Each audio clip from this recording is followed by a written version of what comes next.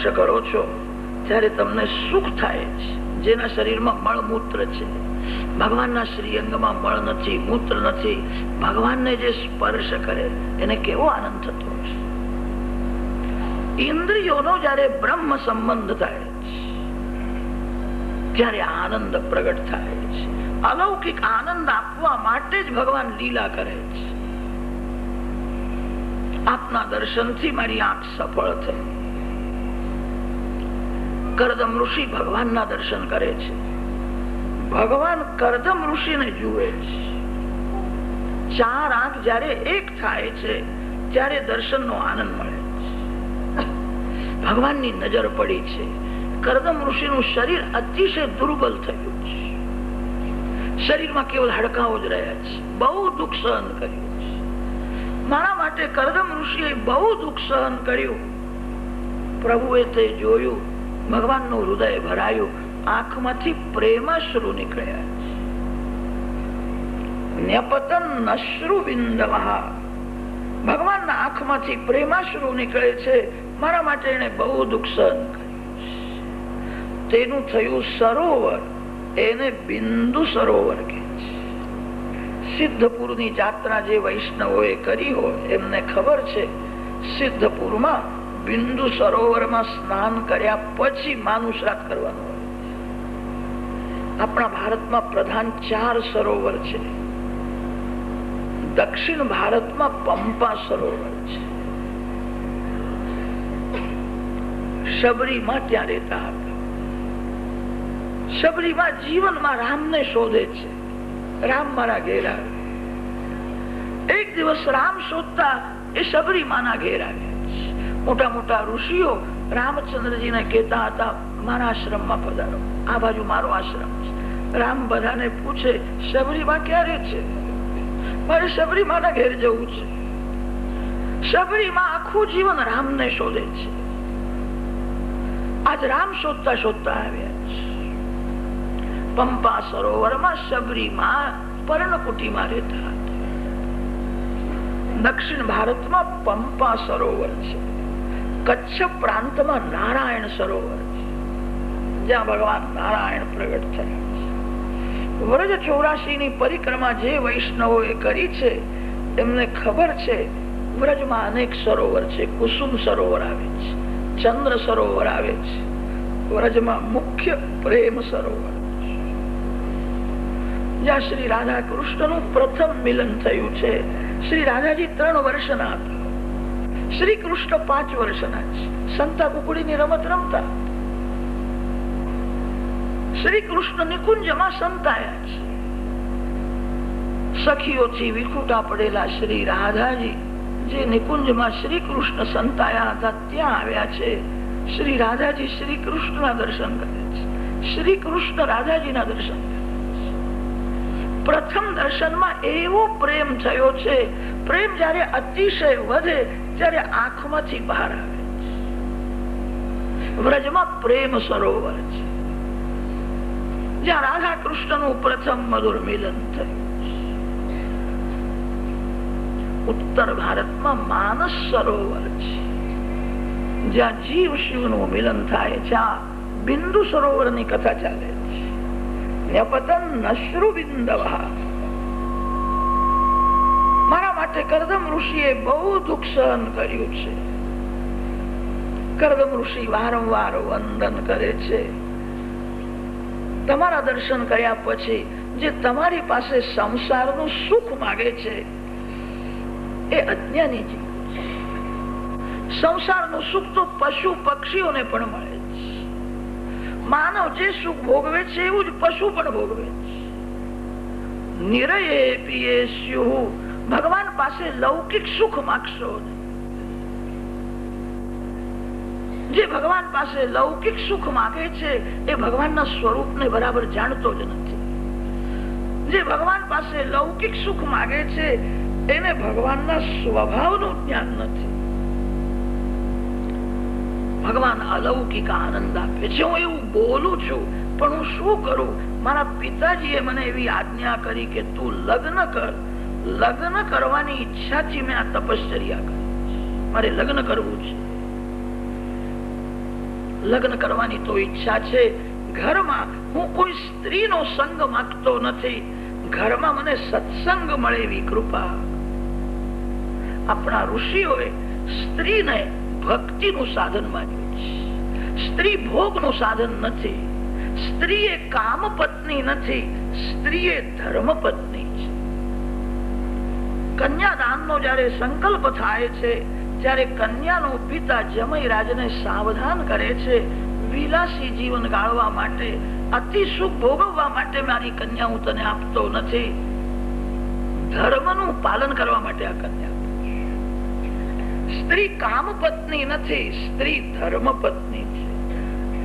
અને એને વરેણ અસ્યામ કન્યાયામ ઉત્પાદયિષ્યમાણ સંતત્યા દશ પરાન દશ અવરાન મામિતિ એકવિંશતિ પુરુષાન ઉદ્ધર્તુમ આત્મનશ્ચ શ્રી લક્ષ્મી નારાયણ પ્રીતયે ઇમામ કન્યામ સહ ધર્માચરણાય તુભ્યમહમ સંપ્રદદે.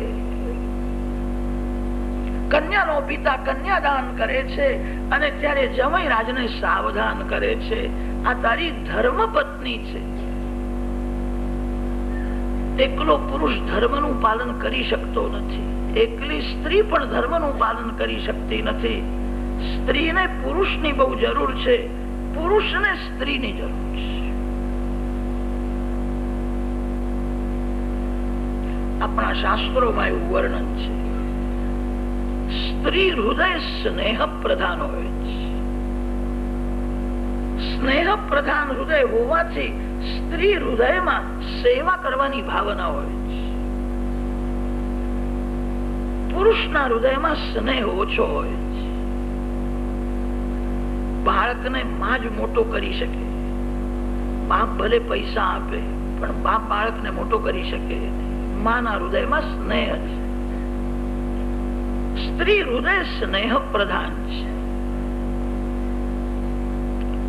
શાસ્ત્રોમાં એવું લખ્યું છે, સ્ત્રીમાં સ્નેહ તો વધારે છે પણ સ્ત્રીની બુદ્ધિ મંદ હોય છે, એવું લખ્યું છે.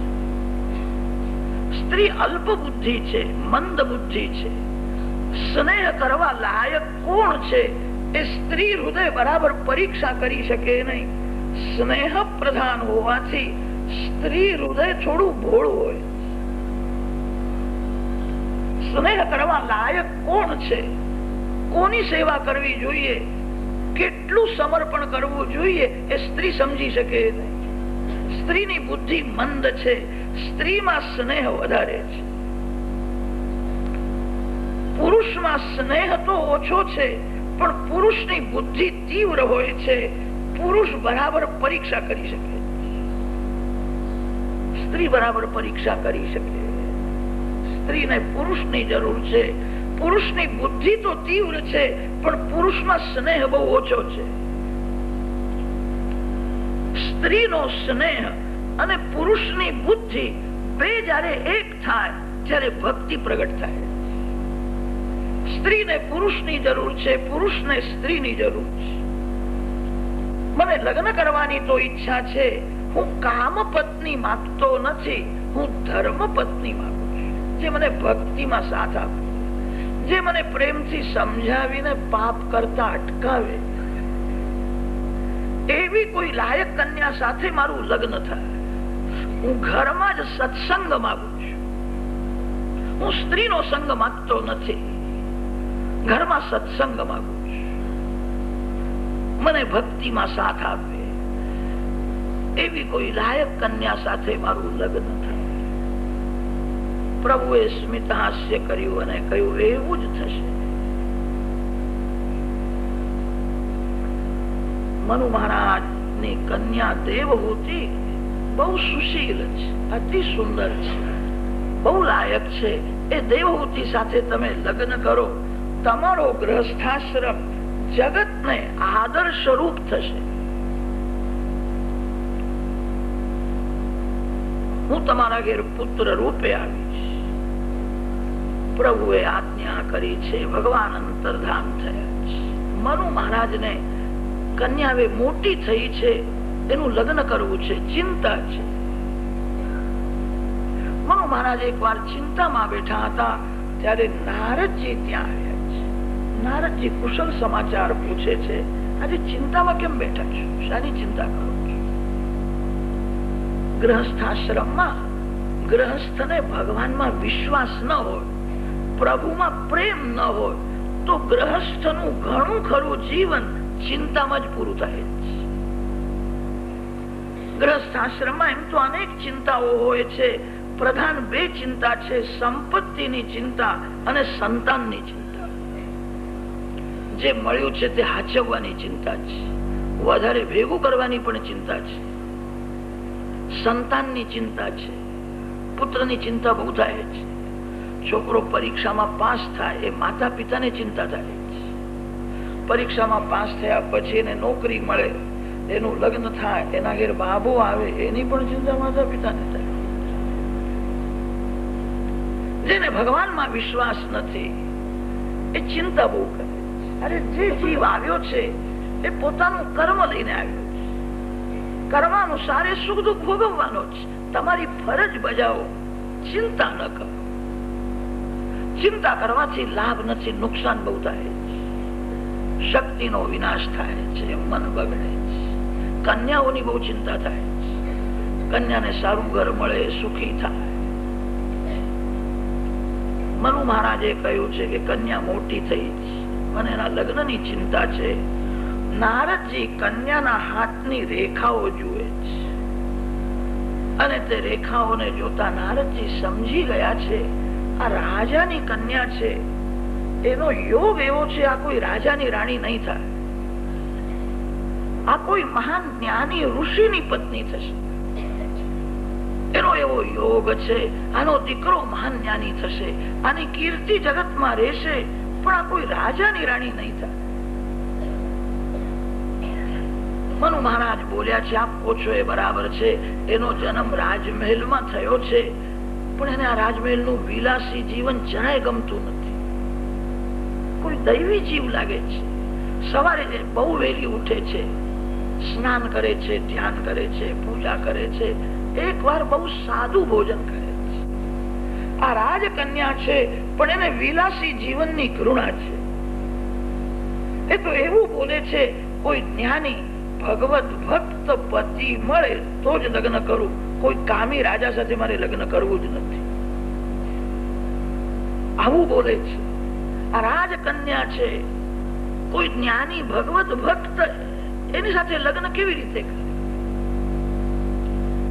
નારદજીએ કહ્યું છે કે આ રાજકન્યાના માટે યોગ્ય વર તો કરદમ ઋષિ છે, મહાન જ્ઞાની છે, ભગવત ભક્ત છે. મનુ મહારાજ બોલ્યા છે કે મેં કરદમ ઋષિના વખાણ બહુ સાંભળ્યા છે, એ રાજકન્યા સાથે લગ્ન કરશે. નારદજીએ કહ્યું, મેં એવું સાંભળ્યું છે કે એમને હવે લગ્ન કરવાની ઈચ્છા છે. તમે આ કન્યા એમને જ આપો. મનુ મહારાજ શતરૂપા રાણી અને દેવહૂતિ કન્યા સાથે રથમાં બેઠા છે. કરદમ ઋષિના આશ્રમમાં આવ્યા છે. શાંત વાતાવરણ છે. ગાયના છાણનું લીપણ થયું છે. પવિત્ર ભૂમિ છે. એવી શાંતિ હતી. પશુ પક્ષીઓ વેરને ભૂલ્યા છે, જરાય ઝઘડો કરતા નથી. મનુ મહારાજ ત્યાં આવ્યા છે. કેવું દિવ્ય વાતાવરણ છે. કરદમ ઋષિના આશ્રમમાં બધા વૃક્ષો ફળભારથી નમેલા છે. અતિ મધુર ફળ છે. કોઈ વિલાસી ગ્રહસ્થના બગીચામાં જે ઝાડ છે એ ઝાડ પણ રાજસી બને છે. એ ઝાડની છાયામાં વિલાસી લોકો બેસે છે અને ઘરની બધી વાતો કરે છે. કોઈ ઋષિના આશ્રમમાં જે ઝાડ છે એ ઝાડની છાયામાં ઋષિ કુમાર ગાયત્રી જપ કરવા બેસે છે. કોઈ વિષ્ણુ સહસ્રનામનો પાઠ કરે છે. બહુ ભૂખ લાગે ત્યારે એ ઝાડના ફળ ભગવાનને અર્પણ કરીને ફલાહાર કરે છે. ગ્રહસ્થના બગીચામાં જે ઝાડ છે એ ઝાડના ફળનો ઉપભોગ થાય છે. કોઈ વિરક્ત સાધુ સંતના આશ્રમમાં જે ઝાડ છે એ ઝાડના ફળનો ઉપભોગ નહીં, ઉપયોગ થાય. બધા વૃક્ષો ફળભારથી નમેલા દેખાય છે. પશુ પક્ષીઓ વેરને ભૂલ્યા છે. શાંતિથી રમે છે. આ આશ્રમમાં મારી કન્યા રહેવાની છે. કરદમ ઋષિને ખબર પડી છે મનુ મહારાજ આવ્યા છે, ઉભા થયા છે. કરદમ ઋષિએ જોયું આ મનુ મહારાજના પાછળ જે કન્યા દેખાય છે એ જ ભવિષ્યમાં મારી પત્ની થવાની છે. પ્રભુએ તો એના બહુ વખાણ કર્યા છે. એકવાર હું પરીક્ષા કરું. કરદમ ઋષિએ બહુ વિવેકથી, બહુ ચતુરાઈથી પરીક્ષા કરી છે. બહુ વાતો કરવાથી, પ્રશ્નો પૂછવાથી પરીક્ષા થાય છે. કરદમ ઋષિ મહાન બુદ્ધિમાન છે, જ્ઞાની છે. મારે કન્યાની પરીક્ષા કરવી છે. 3 દર્ભના આસન પાથર્યા છે. મનુ મહારાજ વંદન કરે છે ત્યારે કયું આસનમાં બેસો. શતરૂપા રાણીને કહ્યું બીજું આસન તમારા માટે. દેવહૂતિ કન્યાને સંકેત કર્યો આ ત્રીજું જે આસન છે તે તારા માટે આસનમાં બેસો. મનુ મહારાજ શતરૂપા રાણી વંદન કરીને આસનમાં બેઠા છે. દેવહૂતિ વિચાર કરે છે પતિ મારા માટે પરમાત્મા છે. મારા પતિદેવ આસન પાથરે તે આસનમાં હું કેવી રીતે બેસું?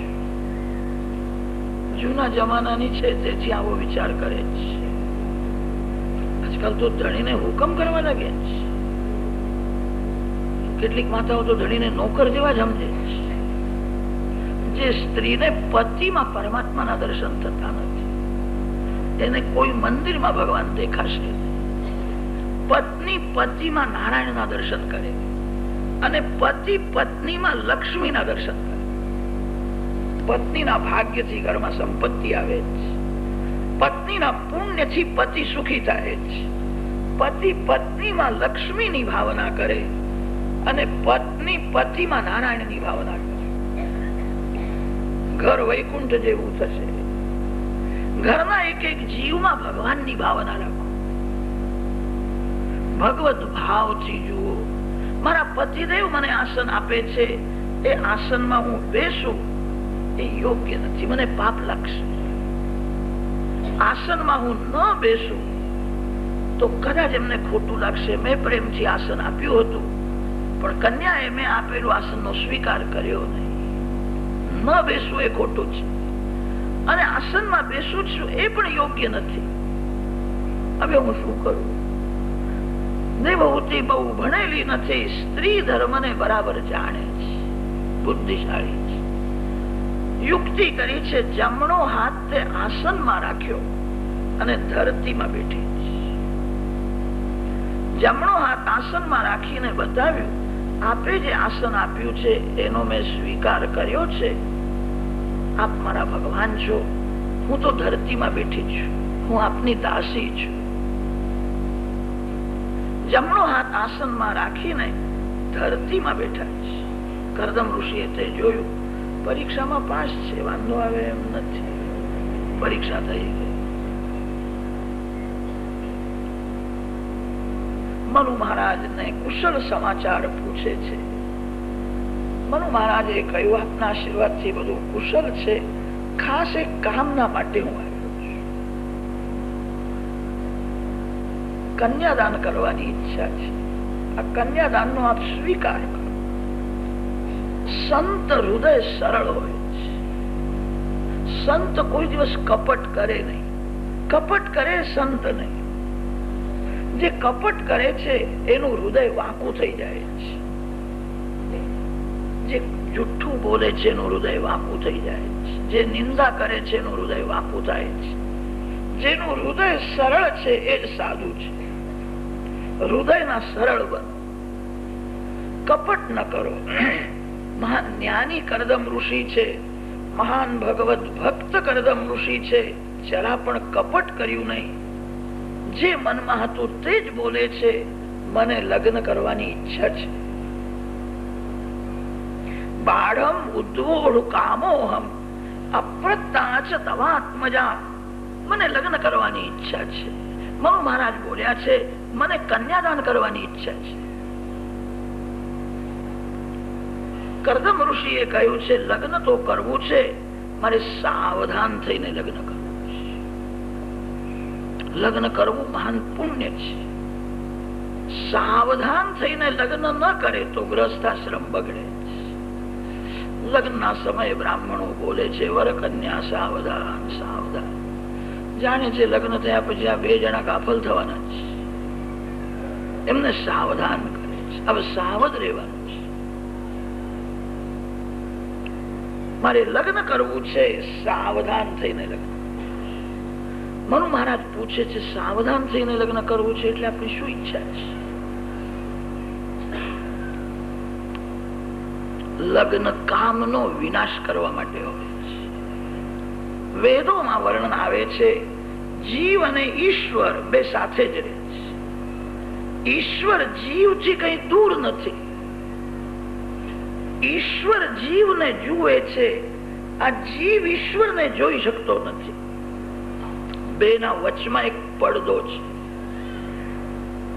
એ પડદો હોવાથી જીવને ઈશ્વરનો અનુભવ થતો નથી. ભગવાન સર્વકાળ સર્વ જીવો સાથે જ રહે છે. ભગવાન કોઈ જીવને છોડતા નથી. જીવ મારો અંશ છે. જીવ સાથે જ ભગવાન રહે છે. જીવ ઈશ્વરને જોઈ શકતો નથી. એનું કારણ એક પડદો છે. કામ એ જ પડદો છે. કામ રૂપી પડદો હોવાથી જીવને ઈશ્વરનો અનુભવ થતો નથી. લગ્ન કામનો વિનાશ કરવા માટે છે. વિવેકથી સુખ ભોગવીને કામ ત્યાગ કરવા માટે લગ્ન છે. ત્યાગના માટે ભોગ હોય છે. ભોગના માટે ભોગ નથી. ભોગ ત્યાગ માટે હોય છે. આપણા ઋષિઓએ કામ સુખ ભોગવવાની આજ્ઞા આપી છે. ઋતૌ ભાર્યામ ઉપેયાત. વેદોમાં વર્ણન આવે છે. વેદોનું તાત્પર્ય ભોગમાં નથી, ત્યાગમાં છે. જીવ ત્યાગ કરી શકતો નથી અને તેથી કહ્યું છે ધર્મની મર્યાદામાં રહો. વિવેકથી સુખ ભોગવીને કામનો ત્યાગ કરો. ત્યાગ માટે ભોગ છે. જીવ અનેક જન્મથી કામ સુખ ભોગવતો આવ્યો છે. થોડો વિચાર કરશો તો ધ્યાનમાં આવશે આ શરીરે જ કામમય છે.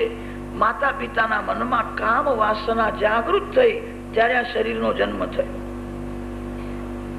શરીરના મૂળમાં જ કામ છે અને તેથી કામ શરીરને છોડતો નથી. કામ બહુ બળવાન છે. ધીરે ધીરે ભક્તિ વધારજો. ધીરે ધીરે સંયમ વધારજો. વિવેકથી સુખ ભોગવીને મારો એક કામનો વિનાશ કરવો છે. પરમાત્માને મળવું છે. શ્રી કૃષ્ણ મિલનમાં કામ વિઘ્ન કરે છે. લગ્ન વિલાસ માટે નથી, લગ્ન કામનો વિનાશ કરવા માટે છે. મારે સાવધાન થઈને લગ્ન કરવું છે.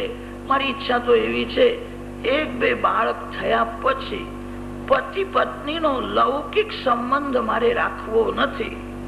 મારે સંન્યાસ લેવો છે. કદાચ હું સંન્યાસ ન લઉં અને ઘરમાં રહું, એ ઘરમાં ભાઈ અને બેન જેવી રીતે પવિત્રતાથી રહે છે એવું મારું જીવન થશે. હું સંન્યાસ લઈશ. સંન્યાસ ન લઉં તો પતિ પત્નીનો લૌકિક સંબંધ હું નહીં રાખું. એક બે બાળકો થયા પછી હું સંયમ રાખીશ, સાવધાન થઈને ભક્તિ કરીશ. મારે સંન્યાસ લેવો છે. આ લગ્નની વાતો ચાલે છે, ના બોલે છે મારે સંન્યાસ લેવો છે. મનુ મહારાજને આશ્ચર્ય થયું છે. દેવહૂતિના સામું જોયું અને દેવહૂતિને કહ્યું છે બેટા તે સાંભળ્યું, આ તને છોડીને સંન્યાસ લેવાના છે. તું વિચાર કર.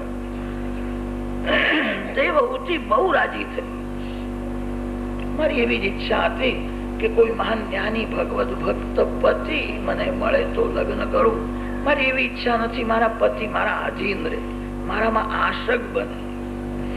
મારા પતિદેવ સંન્યાસ લેશે, સારું છે. હું સંન્યાસીના જેવું મારું જીવન થશે. પતિ પત્નીનો પવિત્ર સંબંધ સંસાર સાગર તરવા માટે છે, ડૂબવા માટે નથી. અતો ભજિષ્યે સમયેન સાધ્વીમ યાવત તેજો વિભ્રુયાદાત્મનો મે. પત્ની છે નૌકા અને પતિ છે નાવિક. નૌકા ન હોય તો નાવિક સામે કિનારે જઈ શકે નહીં. નૌકા તો છે પણ નૌકા ચલાવનાર નાવિક ન હોય તો નૌકા સામે કિનારે જઈ શકે નહીં. સંસાર સાગરના પાર જવું છે, પરમાત્માના ચરણે જવું છે. પ્રભુ મિલનમાં કામ વિઘ્ન કરે છે, કામનો વિનાશ કરવો છે. વિવેકથી સુખ ભોગવીને મારે ત્યાગ કરવો છે. મારા પતિદેવ જે બોલે છે તે મને બહુ ગમે છે. મારા પતિદેવ સંન્યાસ લેશે તો હું પણ સંન્યાસીના જેવું જ મારું જીવન થશે. હું ધ્યાન એ બોલે છે મને બહુ ગમે છે. દેવહૂતિની પૂર્ણ સંમતિ છે. પછી તો વિધિ પૂર્વક લગ્ન કર્યું. વસ્ત્રો આભૂષણો આપ્યા છે. વરકન્યાને આશીર્વાદ આપીને મનુ મહારાજ ઘેર ગયા છે. દેવહૂતિએ વિચાર કર્યો, આજ સુધી હું રાજકન્યા હતી, હવે હું એક ઋષિની પત્ની છું. મારા પતિદેવ તપસ્વી છે, મારે એમની સાથે તપશ્ચર્યા કરવાની છે. સુંદર વસ્ત્ર આભૂષણ જે હતા તે ઉતારીને મૂકી દીધા. સાદો વેશ ધારણ કર્યો છે. કપડામાં થોડી માયા હોય છે. મારા પતિદેવ તપસ્વી છે, જેને સાદું ભોજન ભાવે, જેને સાદો વેશ ગમે, એ તપસ્વી છે. મારા પતિદેવ સાથે હવે મારે તપશ્ચર્યા કરવાની છે. દેવહૂતિએ નિશ્ચય કર્યો છે. લગ્ન કર્યા પછી કરદમ ઋષિએ સંયમ વધાર્યો છે. કરદમ ઋષિએ વિચાર કર્યો, હું જેવો જીતેન્દ્રિય છું એવી મારી પત્ની જીતેન્દ્રિય છે કે નહીં. મેં એકવાર પરીક્ષા કરી, સુશીલ છે, લાયક છે, પણ મારા જેવી આ જીતેન્દ્રિય છે કે નહીં, પરીક્ષા કરવા માટે સંયમ વધાર્યો છે. એક આશ્રમમાં કરદમ દેવહૂતિ વિરાજેલા છે. દેવહૂતિ સાથે બોલતા નથી. બોલવાનું તો શું, આંખ ઊંચી કરીને સામું જોતા પણ નથી. દેવહૂતિ અતિ સુંદર છે. પતિ પત્નીમાં અતિશય પ્રેમ છે. પ્રેમ હોવા છતાં મૌન છે. પતિ પત્નીના જીવનમાં ઘણો સમય વાતો કરવામાં જાય છે. જે બહુ બોલે છે એના શક્તિનો વિનાશ થાય છે. બહુ બોલનારનું મન બગડે છે. એ ઘરમાં રહી એટલે બોલવું જ પડે છે. જે બોલવાની બહુ જ જરૂર હોય એટલું જ બોલવું. એક અક્ષર વધારે બોલવું નહીં. પતિ પત્નીમાં અતિશય પ્રેમ છે. બે મૌન રાખે છે. દેવહૂતિએ વિચાર કર્યો, બોલવાની શી જરૂર છે. એમને બોલવાની ઈચ્છા નથી તો મારે પણ બોલવું નથી. એમની ઈચ્છા એ જ મારી ઈચ્છા. પતિ પત્નીનું મન એક હોય, પતિ પત્નીની ઈચ્છા એક હોય તો ગૃહસ્થાશ્રમ દિવ્ય બને. એમની ઈચ્છા એ જ મારી ઈચ્છા. લગ્નનો અર્થ જે થાય છે, તન બે પણ મન એક, એને લગ્ન કહે છે. લગ્નના સમયે બ્રાહ્મણો વેદ મંત્ર બોલે છે. એ વેદ મંત્રોનો આ જ અર્થ નીકળે છે. વર કન્યાને એવું કે છે, આજથી તારું હૃદય એ મારું હૃદય.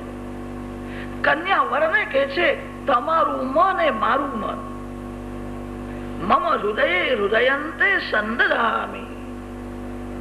બેનું મન એક થઈ જાય એને જ લગ્ન કે છે. એમને બોલવું નથી, મારે બોલવું નથી. બોલવાની શી જરૂર છે. દેવહૂતિએ તો એવી સેવા કરી છે, કરદમ ઋષિને બોલવાનો પણ પરિશ્રમ ન થાય. પતિવ્રતા સ્ત્રીને બધી ખબર પડે છે, મારા પતિદેવને શું ગમે છે, મારા પતિદેવની શું ઈચ્છા છે. પતિદેવ આજ્ઞા કરે અને પછી આપે તો ઠીક છે. પતિવ્રતા સ્ત્રી સમજી જાય છે, એમને હવે તરસ લાગી હશે, માગતા પહેલા જ જળ અર્પણ કરે. દેવહૂતિએ એવી સેવા કરી છે. કરદમ ઋષિ પ્રસન્ન થયા છે. રાજકન્યા છે, રાજમહેલમાં સુખેથી રહેતા હતા, હવે દુઃખ સહન કરીને ભક્તિ કરે છે. શરીર દુર્બળ થયું છે. તુષ્ટોહમદ્ય તવ માન વિમાનદાયા શુશ્રૂષયા પરમયા પરયા ચ ભક્ત્યા યો દેહિનામ અયમતીવ સુહૃત્સ્વદેહો નાવેક્ષિતઃ સમુચિતઃ ક્ષપિતુમ મદર્થે. દેવહૂતિના સામું જોયું છે, શરીર બહુ દુર્બળ થયું છે. શરીરમાં હવે બધા હાડકા દેખાય છે. કેવું સુંદર શરીર હતું. બધાને પોતાનું શરીર અતિશય પ્રિય હોય છે. મારી સેવામાં તે શરીરનો પણ મોહ રાખ્યો નહીં. બહુ દુઃખ સહન કર્યું. શરીર મારી સેવામાં તે ઘસાયું છે. તારી સેવાથી હું પ્રસન્ન છું. તું માગ, તું જે માગીશ તે હું તને આપીશ.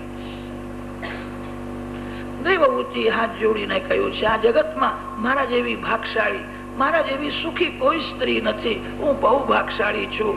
તમારા જેવા જ્ઞાની ભગવત ભક્ત પતિ મને મળ્યા. મને બધું જ મળ્યું છે. શું માગું? હું રોજ તુલસીજીની પૂજા કરું છું. બાલકૃષ્ણલાલ સાથે તુલસીજીને રાખીને પ્રદક્ષિણા કરું છું અને માગું છું મારા પતિદેવનું આયુષ્ય વધે, મારા પતિદેવ આનંદમાં રહે. હું રોજ આ માગું છું.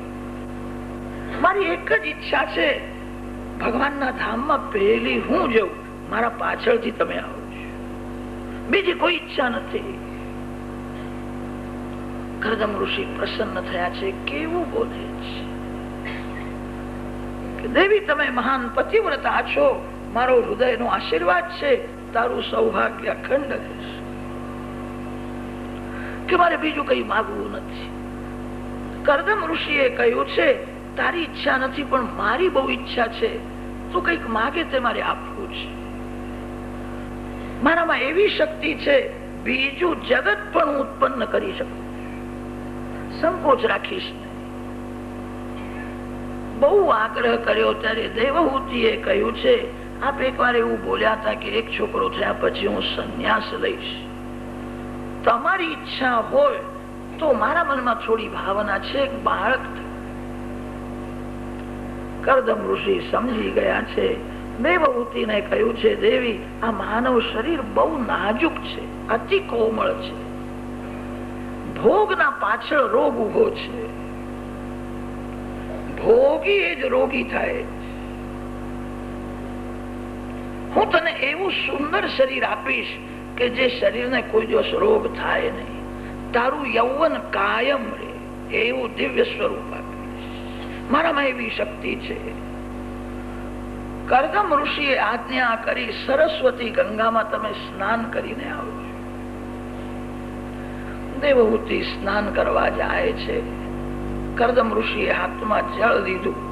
100 વર્ષની તપશ્ચર્યા અર્પણ કરી છે. પત્નીને પ્રસન્ન કરવાની ભાવનાથી તપશ્ચર્યા અર્પણ કરી છે. પ્રિયાયાહ પ્રિયમન્વિચ્છન કરદમો યોગમાં સ્થિતઃ.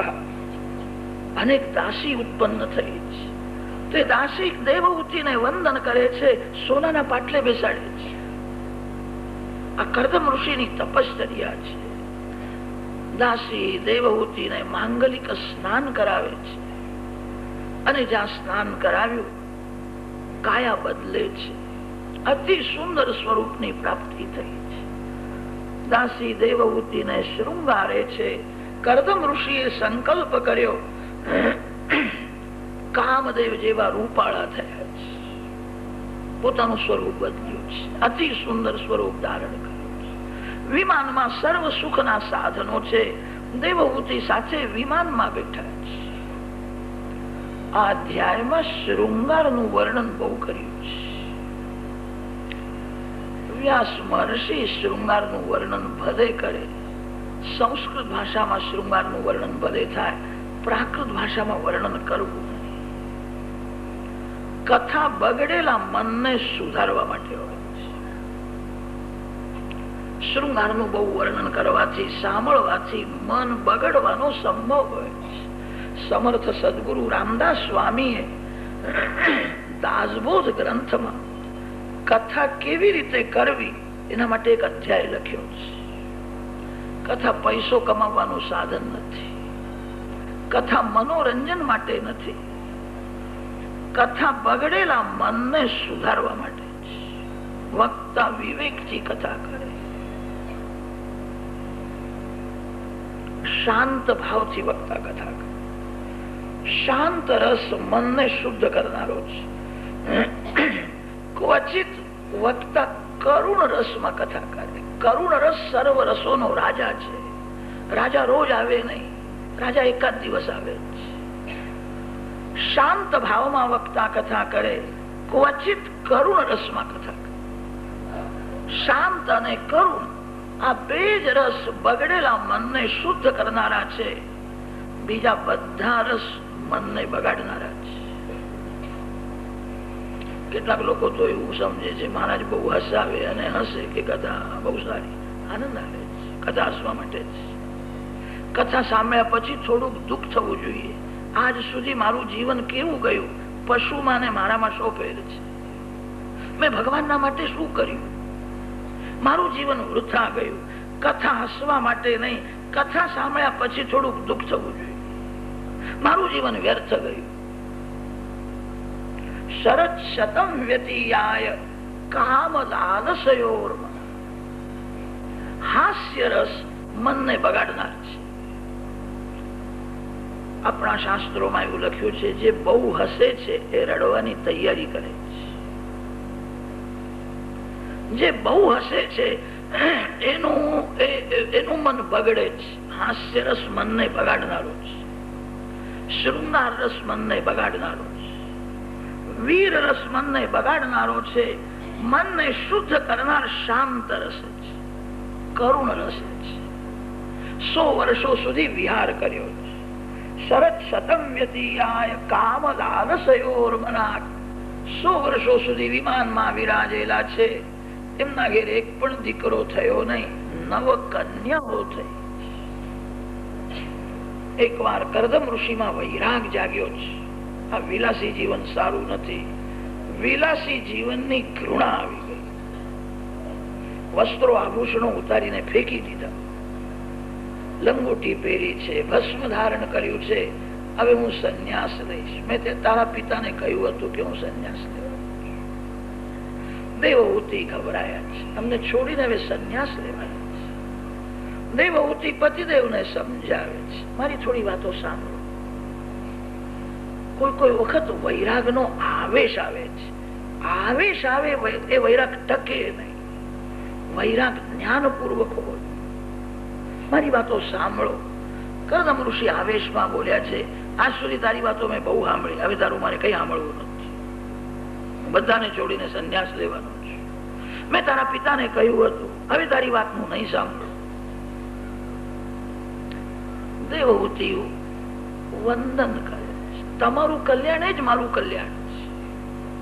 હું તમારા સંન્યાસમાં વિઘ્ન નહીં કરું. આપ એવું બોલ્યા હતા, એક છોકરો થયા પછી હું સંન્યાસ લઈશ. આ તો 9 કન્યાઓ થઈ છે, છોકરો થયો નથી. છોકરો થવો જ જોઈએ એવો મારો દુરાગ્રહ નથી. છોકરો થાય કે ભલે ન થાય, આ પલટણ ઉભી કરી છે એને ઠેકાણે પાડજો, પછી સંન્યાસ લેજો. આ 9 કન્યાઓ છે. આપ સંન્યાસ લેશો તો કન્યાઓનું લગ્ન કોણ કરશે? છોકરો ભલે ન થાય. મારો એવો દુરાગ્રહ નથી છોકરો થવો જોઈએ. આ કન્યાઓનું લગ્ન કરો. કરદમ ઋષિ વિચાર કરવા લાગ્યા, ખરું બોલે છે. મને પ્રભુએ કહ્યું હતું તારા ઘેર પુત્ર રૂપે હું આવીશ. હજુ ભગવાન આવતા નથી. હું તપસ્વી હતો ત્યારે પ્રભુએ મને કહ્યું હતું કે હું તારા ઘેર આવીશ. મેં તપશ્ચર્યા છોડી દીધી. હું અતિ વિલાસી થયો. વિલાસી લોકોથી ભગવાન દૂર રહે છે. આ મારું વિલાસી જીવન ભગવાનને ગમતું નથી. અને તેથી ભગવાન આવતા નથી. દેવહૂતિને કહ્યું છે આ વિલાસી જીવનની હવે મને ઘૃણા આવી ગઈ છે. આપણું જે સાદું જીવન હતું એ જ સારું હતું. મને આ વિલાસી જીવન ગમતું નથી. દેવહૂતિએ કહ્યું તમને જે ગમતું નથી એ મને પણ ગમતું નથી. આ જીવન સારું નથી. આપણું સાદું જીવન સારું હતું. વિલાસી જીવનની સમાપ્તિ થઈ, પવિત્ર જીવનનો આરંભ થયો. સરસ્વતી નદીના કિનારે આશ્રમ મારે છે, પરમાત્માનું ધ્યાન કરે છે, પ્રેમથી નારાયણની પૂજા કરે છે, સતત જપ કરે છે. અતિશય જયારે ભૂખ લાગે છે ત્યારે પતિ પત્ની એકવાર ફળ ખાય. એવી તપશ્ચર્યા અનેક વર્ષ સુધી કરી છે.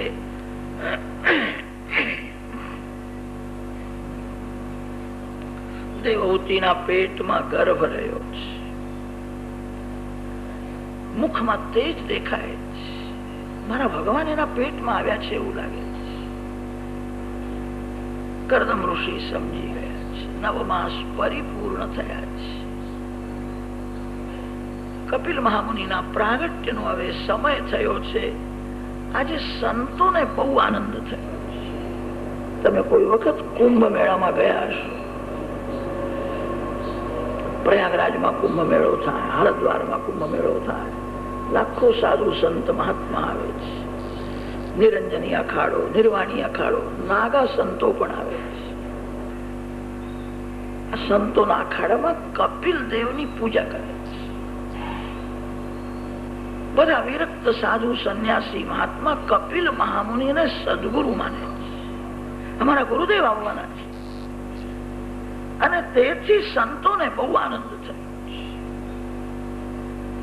પરમ પવિત્ર સમય પ્રાપ્ત થયો. કાર્તિક માસ, કૃષ્ણ પક્ષ, પંચમી તિથિ, બુધવાર, મધ્યાહ્ન કાળમાં કપિલ નારાયણ ભગવાન કપિલ મહામુનિનું પ્રાગટ્ય થયું છે. બ્રહ્માદિક દેવ ત્યાં દર્શન કરવા માટે આવ્યા છે. કપિલ દેવના ચરણમાં કમળનું ચિહ્ન, સ્વસ્તિકનું ચિહ્ન બરાબર દેખાય. બ્રહ્માજીએ કહ્યું આ ભગવાનનો અવતાર થયો છે એવું લાગે. આ બાળક માનો ઉદ્ધાર કરશે, જગતને તત્વજ્ઞાનનો ઉપદેશ કરશે. તારા ભાગ્યનો ઉદય થયો છે. આજે તું જગત પિતાનો પણ પિતા થયો છે. કર્દમ ઋષિને બ્રહ્માજીએ કહ્યું હવે તારે સંન્યાસ લેવો હોય તો તું સંન્યાસ લઈ શકે છે. કર્દમ ઋષિએ કહ્યું બાળક થયો એ તો આનંદ છે. આ 9 કન્યાઓના લગ્નની મને બહુ ચિંતા છે. બ્રહ્માજીએ સ્મિત હાસ્ય કર્યું, કહ્યું ચિંતા શાની કરે છે? તારા ઘરમાં ભગવાન વિરાજેલા છે. તારી બધી ચિંતા ભગવાનને છે. બ્રહ્માજી જયારે આવ્યા હતા ત્યારે સાથે 9 ઋષિઓ પણ આવ્યા. બ્રહ્માજીએ પૂછ્યું તારા ઘેર કન્યાઓ કેટલી છે? કે 9 કન્યાઓ છે. કે આ 9 જમૈયો વિના એક એક ને એક એક કન્યાનું દાન કરો અને દૂધ ભાતની પંગત થાય કે બધું પતી ગયું. કેટલાક લોકોના પૈસા પરણવામાં જ બહુ જાય, કેટલાકના પૈસા પથરામાં બહુ જાય, કેટલાક લોકો એવા હોય છે એમના પૈસા ખાવામાં બહુ જાય. પૈસો લક્ષ્મીનું સ્વરૂપ છે. લક્ષ્મીનો ઉપયોગ જે કરે છે એને લક્ષ્મી નારાયણના ગોદમાં બેસાડે છે. લક્ષ્મી માં છે. માનો ઉપયોગ થાય. લક્ષ્મી ઉપભોગ માટે નથી. આ શરીરથી ભગવાનની ભક્તિ થાય છે અને તેથી આ શરીરને વિવેકથી થોડું સુખ આપવું છે. વિવેકથી સુખ આપવાનો અર્થ એ છે જે સુખમાં ભગવાન યાદ આવે. શરીરને બહુ સુખ આપશો, શરીર બગડી જશે. અતિ સુખ ભોગવે નું તન મન બે બગડે છે. એવું સુખ ભોગવશો નહીં કે જે સુખમાં ભગવાન ભૂલાય. શરીરને વિવેકથી સુખ આપજો. લક્ષ્મીનો ઉપયોગ કરો. પૈસો લક્ષ્મીનું સ્વરૂપ છે. કર્દમ ઋષિએ એક એક ને કન્યાદાન કર્યું છે. અથર્વા ઋષિને શાંતિ નામની કન્યા આપી છે, મરીચી ઋષિને કલા નામની કન્યા આપી છે, અત્રિ ઋષિ સાથે અનસુયાજીનું લગ્ન થયું છે, વશિષ્ઠ ઋષિને અરુંધતી નામની કન્યા આપી છે. આ કપિલ ભગવાનની 9 બહેનો છે, કરદમ ઋષિની 9 કન્યાઓ. 9 ઋષિઓ સાથે લગ્ન થયું, પતિ સાથે ઘરમાં ગઈ છે. કરદમ ઋષિને આનંદ થયો, હવે મારે સંન્યાસ લેવો છે. કપિલ દેવને કહ્યું છે, મને આજ્ઞા આપો, સંન્યાસ લેવો છે. પિતાજી, તમારો વિચાર બહુ સારો છે, બહોત ગઈ અને થોડી રહી છે. હું તમને વધારે શું કહું, એટલું જ કહું છું, સંન્યાસ લીધા પછી પરોપકારની પણ પ્રવૃત્તિ